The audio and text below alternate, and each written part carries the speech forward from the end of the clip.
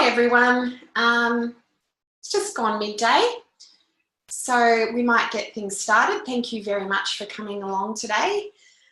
My name is Rochelle Park. I'm the CEO of the Association of Accounting Technicians in Australia, and we're very enthusiastic to support you during your studies and also as you transition into your careers in the bookkeeping and BAS agent space.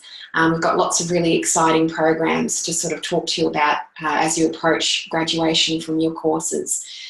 The aim of today is pretty much to just open a dialogue. I am just going to share some thoughts with you about some of the aspects of your career progression that I know can often come to mind for a bookkeeping student. Just some mysteries that perhaps remain untapped at this stage of your studies. I'd really like to make this an interactive session, so please feel free. I've muted everybody at the moment purely to assist us with managing the background noise. But if you've got a question that you'd like to ask, there's a couple of options. You can either go to the Zoom control panel and type the question via the chat facility, or you're also welcome to unmute yourself and just ask the question if you've got connectivity with a microphone or if you've dialed in as well. So yeah, as I mentioned, please feel free to interact with me as we go and ask any questions along the way. Okay, so we'll get started now. Just if I could get an indication that we do have good audio and you can see my screen before I kick off. Fantastic, thanks for that, Jason. All good. Okay, so a little bit about bookkeeping. I feel very privileged to have enjoyed a bookkeeping career, and it makes me feel old when I say this, for probably over 20 years now. And I started quite accidentally, really, because we had a home-based business, a construction company, and I took care of the admin side of things, which of course included the bookkeeping function. And then in came GST in the year 2000, and you know, the world changed a lot from a bookkeeping perspective, because we weren't, as business owners, just telling the ATO about our income at the end of each financial year for the purposes of income tax. We were now telling the ATO about our income and expenditure on either a monthly or quarterly basis, depending upon what our GST registration was and what our reporting obligations were. And of course, we engaged quite a few tradies in our construction business. And unlike tradies, a lot of our guys didn't actually keep very good records. So they registered for the GST and then started to panic a couple of years into the GST regime, because they were getting in trouble from the ATO for not taking care of their obligations.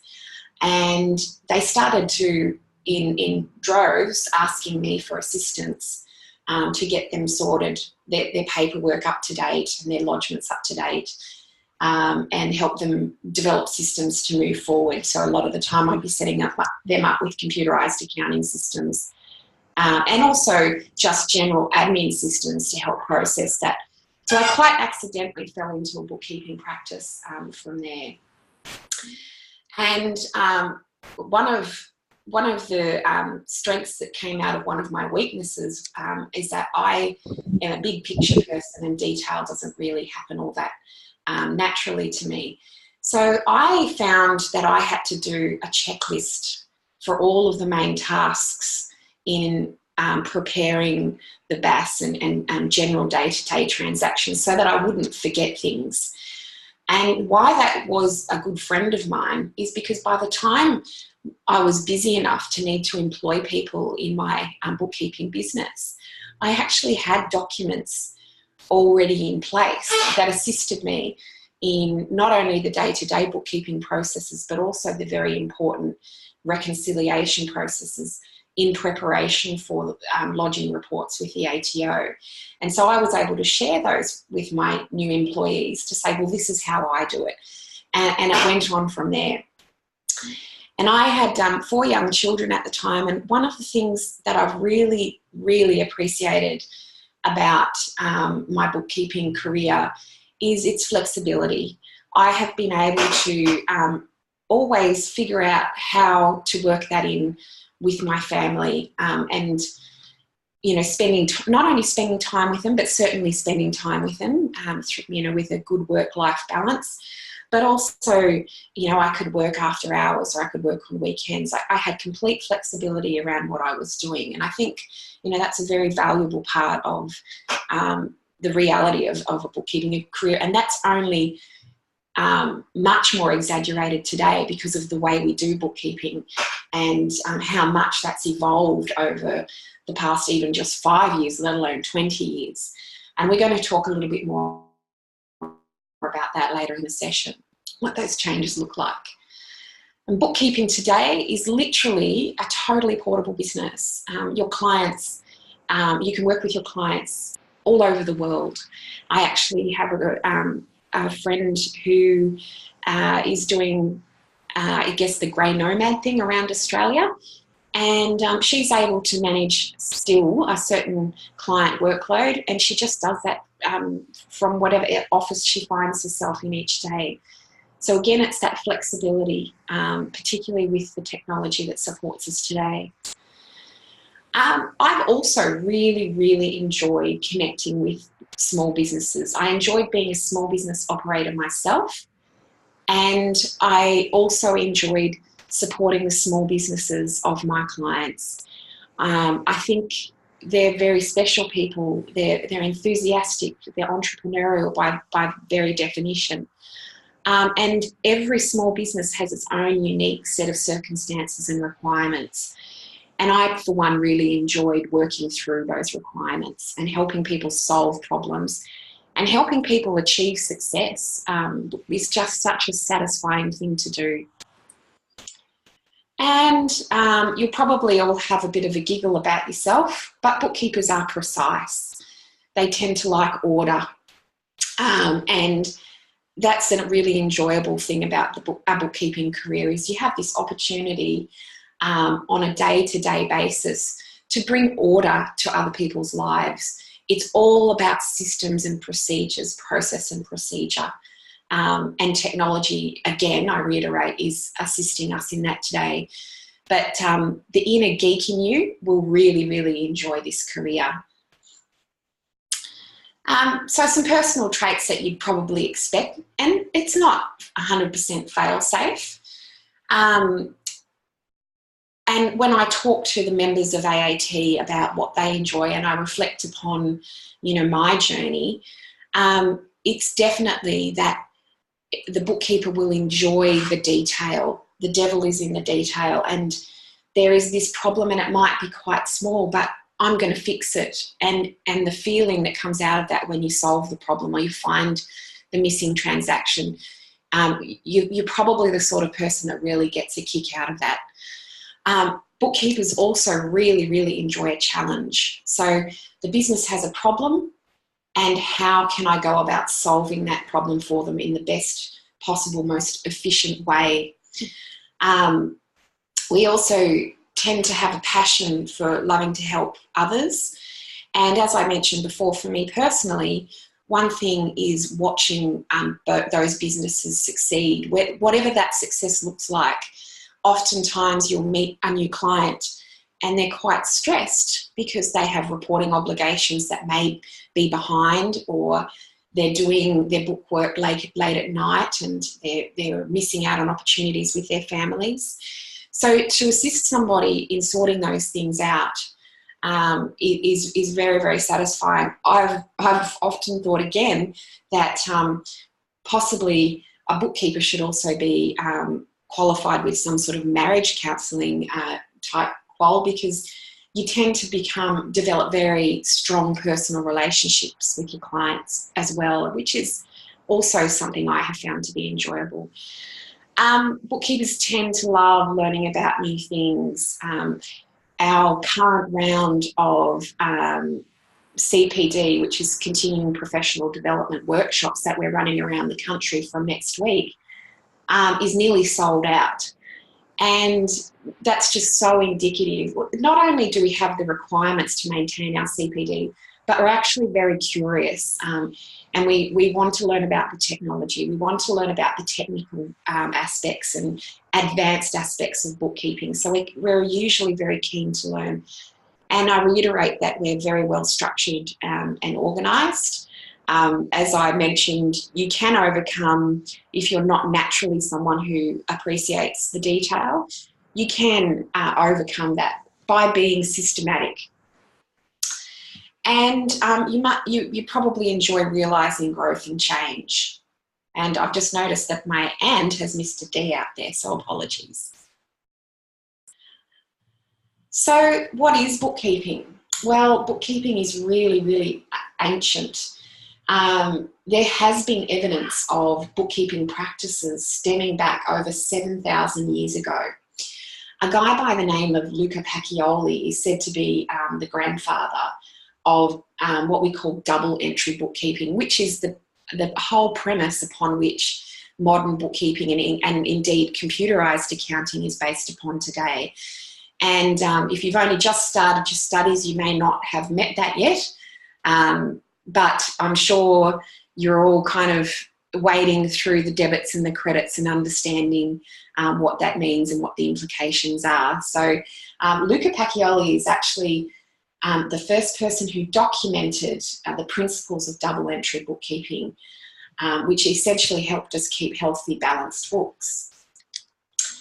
But bookkeeping today is very different to what it used to be.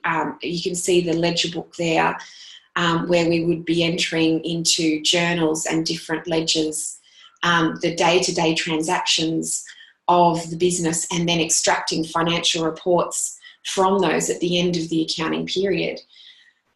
Indeed, the data still needs to be entered into the system, but a very savvy bookkeeper today will actually automate that process, where literally you're scanning receipts and invoices and other source documents into the system, and the system automatically codes to the ledgers for you. We're also seeing bank feeds where the accounting software is communicating with the bank to extract bank reports and then reconcile those against the transactions that are within the system. So we're seeing a huge amount of automation around the data entry. And, you know, a few years ago, there was some concern amongst some in our community that that's a problem, because we used to think along the lines of billing our clients on an hourly basis. But that thinking has definitely shifted. There are still plenty of bookkeepers who charge hourly for sure, but because of the benefits of and efficiencies that we can leverage today around automation, we tend to try and think about our services as a value proposition to our clients, rather than, you know, I'm going to charge you $50 or $60 per hour to achieve for however long it takes.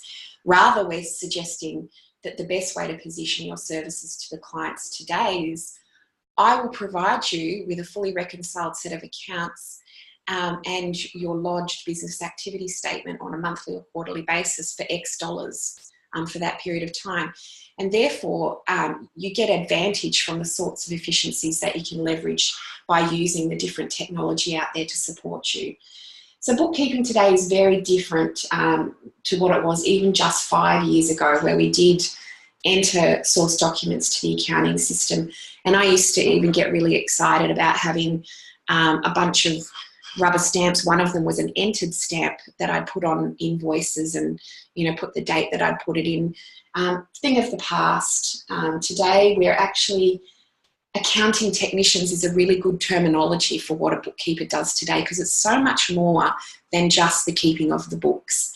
It's all about looking at the business process and analysing, is it as efficient as it could be?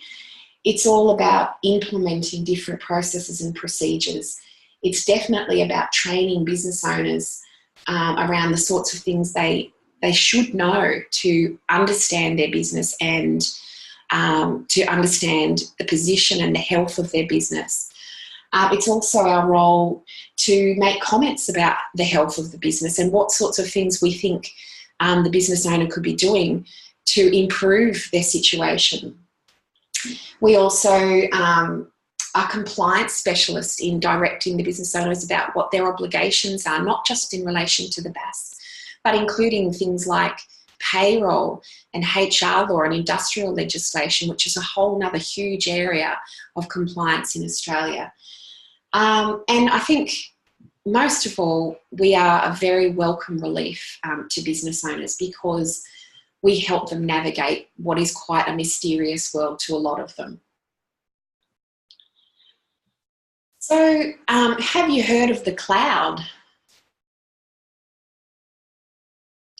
Yep. So I can see everyone's responses there. I hope you can too. Essentially, the cloud is talking about accessing a service or a software via an internet browser. So that means I can access that from any device, anywhere, as long as I have an internet connection. So the cloud has caused a fair amount of disruption because it's actually enabling a lot of these efficiencies that I've been talking about and the automation. It's actually been making it so much easier to interact with your clients. It's making our world much more flexible and even bringing more opportunity to have flexibility around your working hours and your working location. And, you know, when I first started my bookkeeping practice, a lot of time was spent in the car driving from client to client. That is not such a deal today, even in terms of, which actually has changed the way we nurture our relationships with our clients. I often use Zoom, which is what we're in now, to connect with clients and, you know, turn on the video and have a cup of coffee together so that we can talk about the sorts of things that we need to get through in relation to their needs. But we also, you know, don't lose a lot of time in, you know, just driving from point A to point B. But we still have that personal connection, and that's a really big, you know, that's a really big, important part. And Sharon's made the point here, does it leave us in huge danger of losing clients, though, especially when they learn to do for themselves? Well, Sharon, in my experience, you will demonstrate such value to your client. You will solve so many problems for them that they will feel that they can't or don't want to do without you, that you're an integral part of their business process. And look, that's why it's so important to stay ahead of the game, because, you know, you'll be constantly demonstrating that relevance to them as you, you know, help them navigate this world of compliance that I mentioned before. And the cloud is also, just another point, is actually giving you greater capacity to support more clients. Now, you know, I guess further to that point, Sharon, is think about the fact that have you heard that single touch payroll has now been made or legislated for all employers, not just those employers with greater than 20 employees. So as of the 1st of July this year, technically speaking, every single employer in Australia is going to require to report their payroll obligations at the point in time where they process their pay to their employees.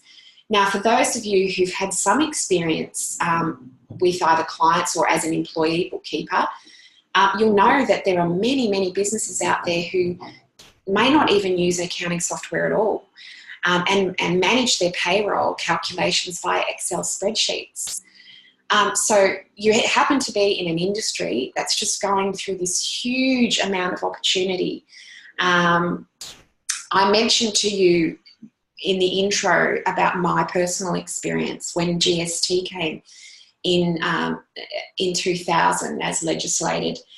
That created opportunity for me because there were lots of people who were confused about what they needed to do, or lacked the confidence, or didn't have accounting software and didn't know where to start. Well, I believe we are on the cusp of an equally, probably in excess of the opportunity that lay around in the early 2000s for bookkeepers, because there's going to be lots of small employers out there who require our assistance to help them navigate this change. Now, I mentioned that it's from the 1st of July this year. The ATO, and that's what the legislation says, but the ATO are making statements along the lines of, we're going to be very understanding, we're going to give small businesses the time that they need to transition to the new payroll reporting regime, etc., which means that we're actually going to see this, I guess, roll out over a couple of years. So even though you're still studying now, I think if you're keen to start thinking about building your own business, etc., it's a really opportune time for you to start thinking about those sorts of support services and specialisations that you could potentially do. So Jason's just asked, will this take away a lot of the work from tax accountants, reduce the need of tax returns? Jason, definitely there's commentary around there that I believe has some teeth, that says for all of us, compliance work is going to, continue to reduce because there's automation out there, and the government are also providing services, let's say, for example, around lodging the tax return, that you can go into your MyGov account and you can lodge that tax return. However, there'll still be different unique circumstances. There'll always be those individuals as well as businesses who've got complex tax-related affairs, and they'll always want to engage with a tax agent to lodge their returns because of the complexity. I know I actually have a tax agent qualification, but I still choose to use a tax agent to lodge my taxes because they have the currency, and they're doing it every day, day in, day out. So I have the confidence that the things that I may not know about, they do know about. I know enough, but they are the experts. So even though we are seeing a shift and compliance work is not as big as it used to be, there are different opportunities opening up. So it's kind of one door closing, another door opening, if that makes sense. So yeah, I can't stress enough, there's been articles a lot in media over the past couple of years about the redundancy of the tax profession, including bookkeepers, and I just don't subscribe to that at all. I keep seeing huge opportunities rolling out as, businesses, and that there are many, like there's over 2.1 million small businesses in Australia, as they understand that there are solutions, technological solutions out there that can support them, and they want experts to help out. So I don't think we're any risk of running out of employment, no. So accounting software is an important thing to talk about.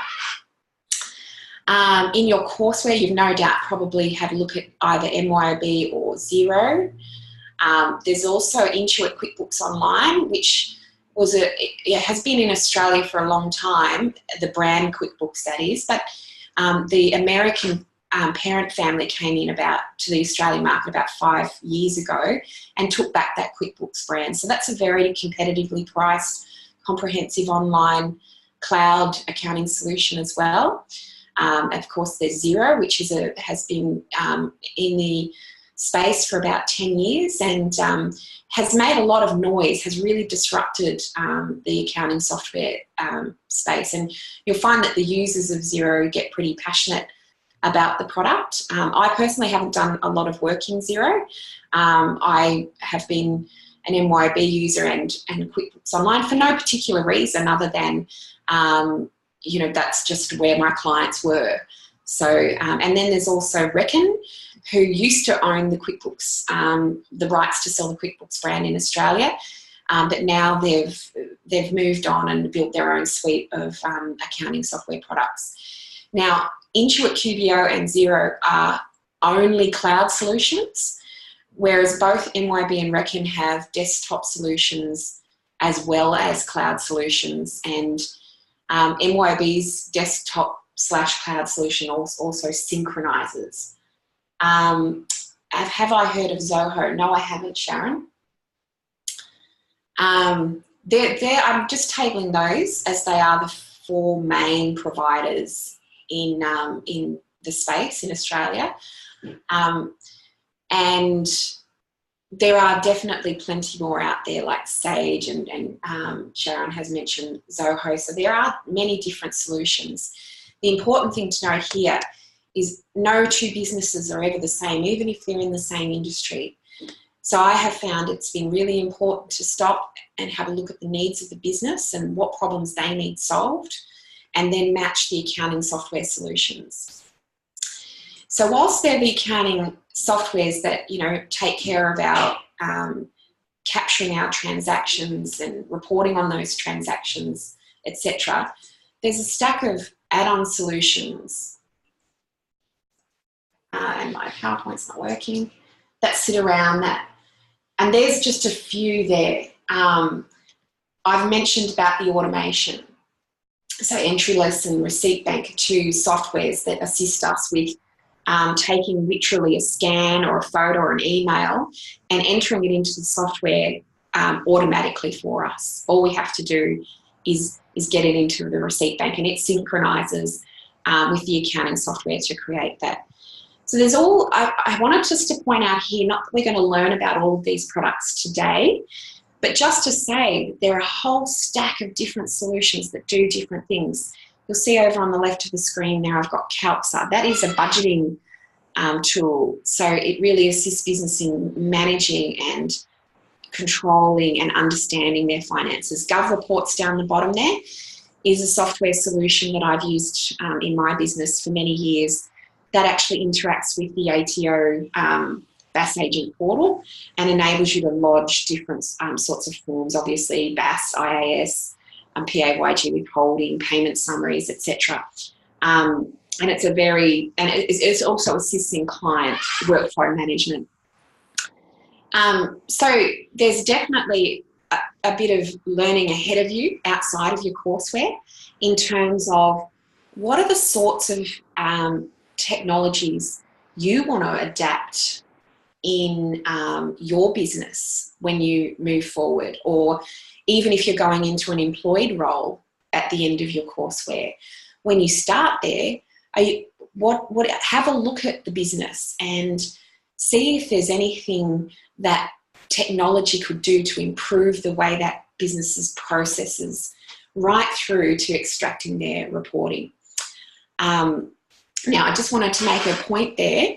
On the AAT website, under I think it's under education, you'll see that we've got a bunch of tech talk recordings. So every month we have a free webinar in the last week of the month where we try to introduce you to either a technology solution or a service that will support you in your bookkeeping career. It might be in your own bookkeeping practice, or it might be in your role as a bookkeeper, as an employee. So there's plenty of those in there for you to go and have a look at the recordings, and keep an eye out for those. We advertise them every month. So they usually go for an hour, and I just think it's a really worthwhile thing to do just to help you connect with the different sorts of solutions that are out there and start to orientate your way in to the way bookkeeping is actually done today. Interestingly, my work over the past couple of years has sort of led me to have an understanding of what's going on in other markets around the world. And certainly some of the feedback that I've had from different software providers is that Australia is a really early adopter of technology. So we find that our BAS professionals particularly are quite early adopters of this sort of technology, which is really exciting. It means that when you talk to other colleagues and network, when you come to CPD events, you're really going to be with people who are at the cutting edge of their game. And it's definitely a very exciting place to be. So I mentioned this before, but it's really important to think about yourself as the kind of the cogs that keep all of the business process together. And I guess this is further to your point, Sharon. You know, how is a client, you know, with all this automation, is a client going to think, oh, do I really require this bookkeeper anymore? And the answer, as I said, I can't stress it enough, is a resounding of course, because you're central to their cogs. You bring the understanding, and see, legislation changes all of the time. Technology changes all of the time. You're always helping the business owner navigate that change as the professional and the expert that understands that. So I think it's really important. And often I find that my bookkeeping colleagues undervalue how important they are, and also don't really understand how much incredible knowledge they really do have when you piece it all together. So yeah, important to know that. And I thought just to share with you from some of our AAT members, I asked them, you know, I said, I'm going to go out and start talking to students, and I want to give them a motivational piece, as well as information necessary for them to navigate their careers. And I said, so what would you say about your career in bookkeeping that would be a good message to share with students while they're going through the challenges of studying to work their way toward a career in bookkeeping or accounting? And you can see there Vicky said that she enjoys the freedom that comes with being a self-employed bookkeeper. The rules are the same for everyone, however the work is always varied and interesting. And I think that, you know, that quote from Vicky is really definitely resounding with what I would hope I've conveyed to you today, about the fact that no two businesses are ever the same. So even though the law never changes, well, sorry, the law updates, but the laws are applied to one business owner as they do to the next, the way you handle that compliance will nearly every single time be quite different. So every day, no 2 days look the same. And you see Jenny down the bottom there said that she enjoys bookkeeping as a profession because of the family flexibility it's provided me. I have smiled and cried at deadline times, but the reward of the happy clients and wealth of knowledge I have from my journey is what keeps me going. And it's quite timely that we have this because BAS deadline is tomorrow. So we've got lots of members out there and bookkeepers, and particularly this BAS, because usually a BAS agent will have about a 4-week extension from the normal deadline, which helps them manage client work a bit more. But because the December quarter is already extended from what should have been 28th of January to 28th of February, that means that they don't have effectively the same working time that they may have had in other BAS periods. So this one in particular is usually a tricky BAS, but you know, there are ways that you can help manage that. And you can see that Jenny, at the end of the day, even though sometimes the deadlines are looming and scary, at the end of the day, she still feels very satisfied to be supporting her clients. So, you know, to reflect upon, is bookkeeping for you? I'm just reiterating those points that I think we all get excited about: flexibility to live our lives, flexibility to work with our family and support our family, work-life balance, that really important aspect there. Working to live and not living to work, and assisting others to succeed, you know, introducing yourself to something new every day, that taking a mess and turning it into something that functions well, and continually growing and learning. If you meet most of those, then you're going to really enjoy a career in bookkeeping. So I bet you've all heard of BAS Agent.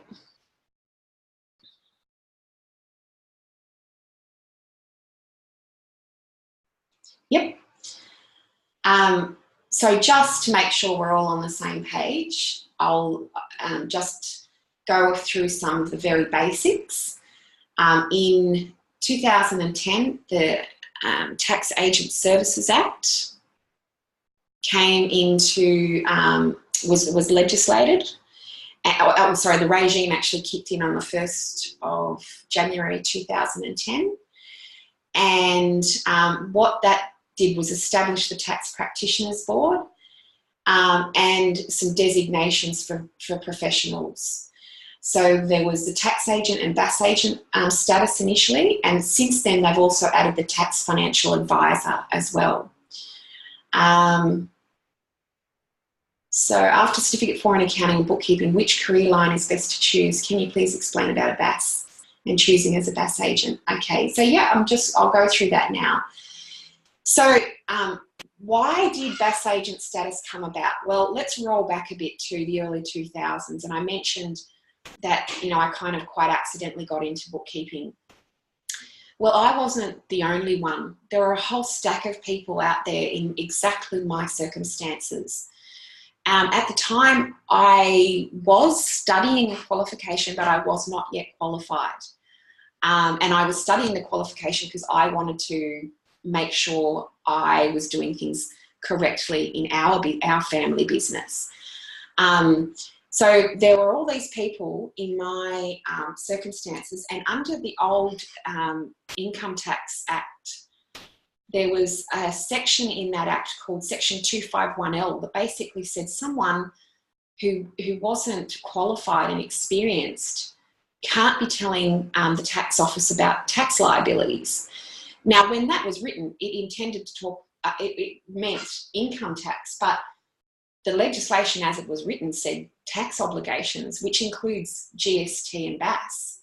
So there was this dilemma that there were all the people out there like me effectively breaking the law because we weren't qualified and experienced.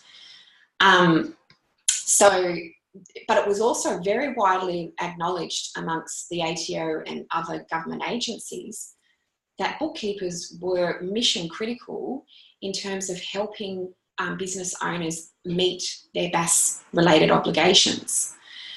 So there were certain things put into place that assisted bookkeepers at that stage transition, but hence came the BAS agent registration status. So in 2010, it became a requirement to have the minimum level of qualification of the Cert 4, and then those various other things that we'll talk about in a minute. And then all of the people who were in my position, if they weren't already qualified, had a transition period of 3 years to get themselves qualified so that they met those requirements. And there was an interim BAS agent registration that was a little bit more flexible. So as I mentioned, the TASA established the TPB, whose job it is to maintain the registration and police the registration of registered tax practitioners. So the BAS agent requirements are the minimum qualification, which is the Certificate 4 in Accounting or Bookkeeping, that says, but these days the new qualification is Accounting and Bookkeeping. You can actually have another accounting-based qualification, like a degree level, say, for example, but you'd actually need also to have the BAS agent skill set. Now, that is in the Certificate 4 in Accounting and Bookkeeping. It's part of the core, so you'll be studying that anyway. But if you were to come to the industry, like I often have people come and talk to us, you know, they may have come with an international accounting qualification, and our advice to them is, well, you need to do some study in Australian law, but for BAS agent registration, you're also going to need BAS agent skill set, and you'll need to talk to the Tax Practitioners Board about whether or not that qualification meets their requirements. Not all accountants are registered BAS agents. No, accountant is not a protected term. Anyone can actually call themselves an accountant, but a tax agent is a protected term. So when we think of accountants, we're actually probably thinking about tax agents who are different to the BAS agents. And you're right, tax agents can actually provide income tax related services as well as BAS services. whereas BAS agents are only registered to provide BAS services. You must be a fit and proper person, and that doesn't mean that you can do 50 burpees and 20 push-ups. It's meaning that you've got no bankruptcy, no criminal convictions, that sort of stuff. You must be over 18 years of age, and you must hold professional indemnity insurance.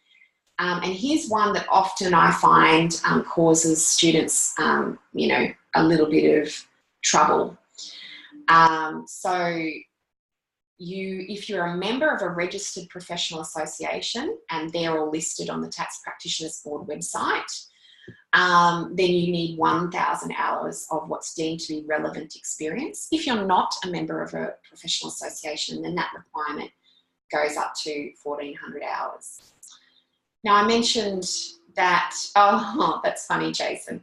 I know that this is a pain point for you, and believe me, we're working very furiously at AAT at the moment to come up with a potential solution, or part of a set of solutions, being that we're working towards getting approval for a program where we would place bookkeepers needing experience with host organisations to operate as an intern for a period of time.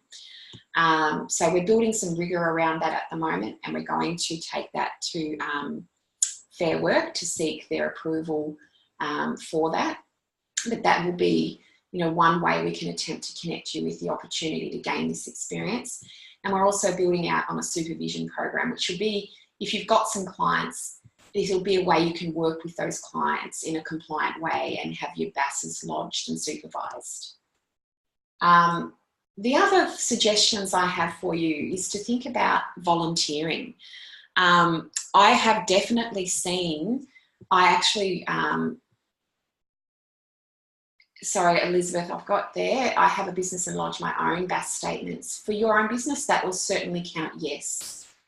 And Sharon's asked if you've got an accountant who's agreed to be my advisor, supervisor for the work I'm currently doing. That would absolutely work, as long as they are providing adequate supervision for you, Sharon. That means adequately reviewing your work, etc. So yeah, coming back to the volunteer, I actually was involved in a program a few years ago where I was placing students who had graduated from a TAFE in Queensland with Heart Kids Queensland. And without fail, I did 3 separate placements, and without fail, within about 16 weeks of that voluntary placement and the capacity to add that experience to their resume, each of those candidates found employment. So, you know, you could be lucky enough that that helps you get an employed role, but it also could potentially, if you've got BAS services and you can work with the not-for-profits, accountant, etc., then that may also count towards your BAS hours. So some suggestions around that is like your local sporting communities might have a treasurer's position and might be registered for GST, so you could provide your services there on a voluntary basis. Also school canteens and school P&Fs.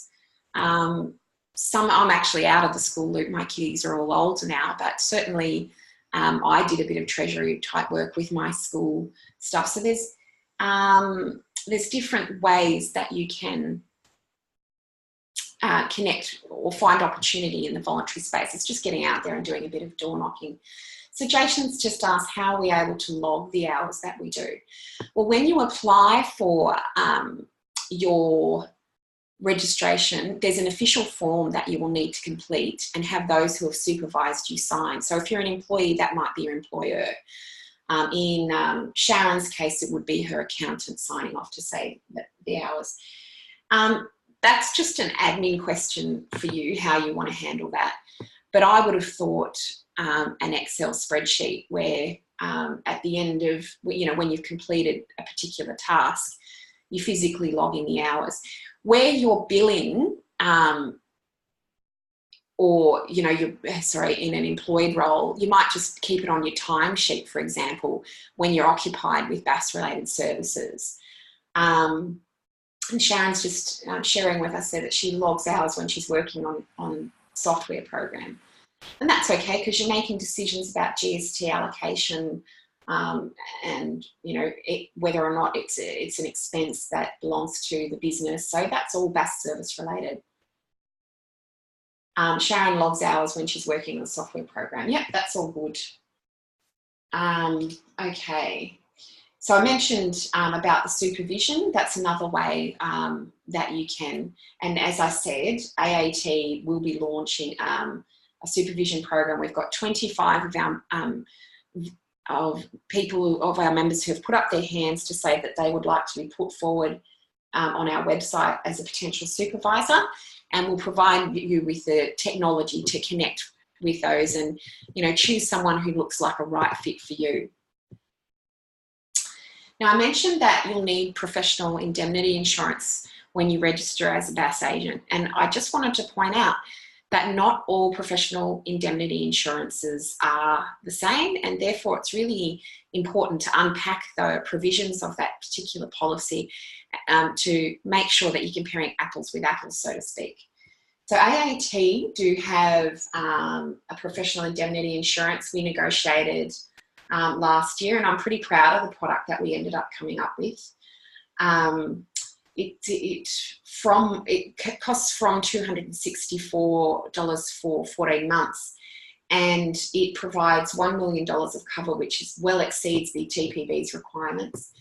It provides 2 automatic reinstatements, which means if you ever have a claim made against you, the policy automatically reinstates 2 times. It provides retroactive cover, which means that if you come in from another insurance provider, you'll be protected for the time, for the past work that you have done as well. There's free 7-year run-off cover, which means that when you cease practicing, you won't have to pay for your professional indemnity insurance any longer. However, you'll still be covered for a period of 7 years for any claims that may have been made against you after you stop practicing. And your subcontractors are included there for free. There's quite a few other features, but I think they're the main call-out ones.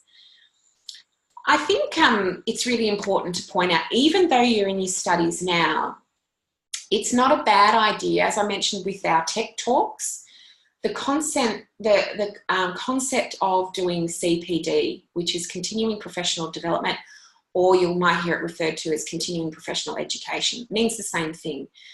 And the concept is that we live in a dynamic world.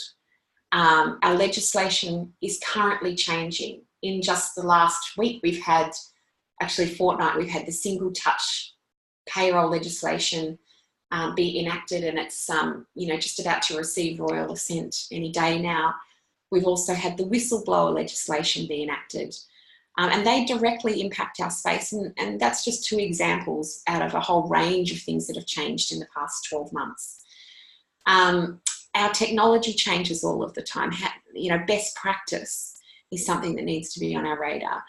So I would strongly suggest that you start thinking along the lines of a professional bookkeeper and look out for those opportunities. You'll see on the AAT website under CPD, not only those tech talk recordings, but other online events, some of them that you pay for, some of them are free. And we also connect you with the CPD events that the Tax Practitioners Board run, and also the ATO runs. So you'll see lots and lots and lots of different CPD events coming up around single touch payroll. I'm just about to launch, probably next week, some specific training around that, as well as a single touch payroll resource kit. I'd encourage you to visit regularly and have a look at what sorts of events. And as I said, there's so many opportunities that are free. You don't need to have that hold you back. So I'm just reading a couple of the questions here. Do AAT also do public liability for those working from home? Yes, Sharon, we do. On On our website, you'll see that there's a quote form. You just complete that and the AAT Insure team will be in touch with you. Tax accountant's the best person for BAS supervision. I would say a BAS agent is best for your BAS supervision because they're going to understand the nuances of being a BAS agent in practice and potentially help you, i.e. provide you with a bit of mentorship around building. But certainly a tax agent can provide you with that supervision. I would just encourage you to connect with another BAS agent if that's an option for you. Does it help out to get a job under them? Absolutely. You could get a job with a tax agent or a BAS agent, and that would contribute to your experience when you're required experience when you're doing BAS services. So yeah, I would say that it would help your career, definitely. I mean, the more experience that you can gain, the better. So I just want to say to you also, we've got a few bespoke training programs available. And I noticed that the lovely Emily is with us today, who's actually done Bookkeepers Bootcamp. And essentially, Bookkeepers Bootcamp is geared towards somebody who has either is nearly finishing their qualification or actually has finished their qualification, and they want to build their own bookkeeping practice. And essentially, these 6 sessions step you through and give you action points, and mostly they provoke thought about what sort of practice do you want, what sort of client do you want, how can you connect with potential clients, how can you make those clients want to work with you, and also it provides you with some really basic tools and checklists and so on that will help get you started. Okay, thanks for that, Sarah. Bootcamp was great for you, even though you're halfway through your Cert 4. Sharon's asked, is it offered all of the time? To date, Sharon, I've offered it in sessions, but what I'm doing as we speak is I've got a Sam, who does some of our technical development work, is organising recordings of those sessions so that you can access them online. So that's a watch this space. It won't be too far away though. I've been meaning to do that for a whole year, but I just haven't gotten around to it. So, but certainly if you're interested, you can email membership@aat.org.au and we will keep you posted and let you know when those recordings are available. So yeah, it's actually, you know, a pretty solid program. I built that several years ago when I was working with students a lot, and I could see that they had this gap where, okay, I've got my Cert 4, but what the heck do I do now? How do I actually do bookkeeping? And so that's what this program attempts to do. I haven't got a slide for it, but we do also have another course offering called Grow to the Cloud. And Grow to the Cloud is also relevant for a startup bookkeeper. And it talks about, you know, what automation is and how do you make it work for you in your bookkeeping practice. And then how do you convince your clients that they need this technology, and how do we work, what does it look like when we collaborate together online to support and strengthen that relationship that you have with your clients. So yeah, it's another really good one that we're really pleased with. We also built last year a program called the Certified Business Advisor Training Program. And when you finish that, it enables you to use a logo that says that you're a certified business advisor with AAT. And we've got some more really exciting bespoke training coming this year, which aims to give you branding that will separate you from other bookkeepers to suggest, you know, to, I guess, acknowledge that you've done training programs at an advanced level about, you know, the actual application of the bookkeeping process. So that's all of the information I had put together today for us. Are there any other areas that you would like me to discuss with you today? Any questions for me or comments?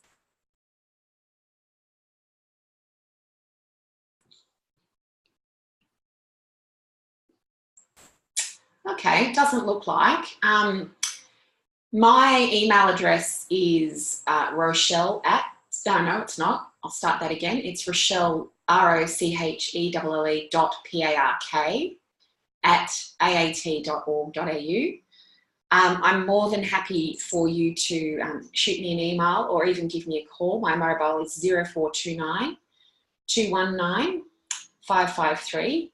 I'm definitely really enthusiastic to support you because I know it can be a challenging time juggling your studies and also, you know, being curious about what's next and, you know, how do I take those next steps.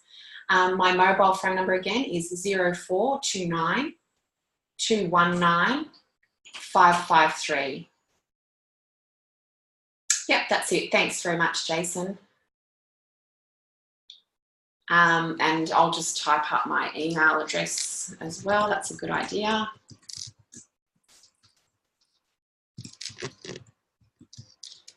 And general membership queries, as in, you know, if you've got queries about our events or things like that, this is the best address to go to there for those general queries. Stephen, thank you very much. Have a great day. And yeah, good luck with your studies. Thanks, Ian, you too. All right, everyone, thanks for your time today. Have a wonderful afternoon and I'll see you at our next student event. Cheers, bye.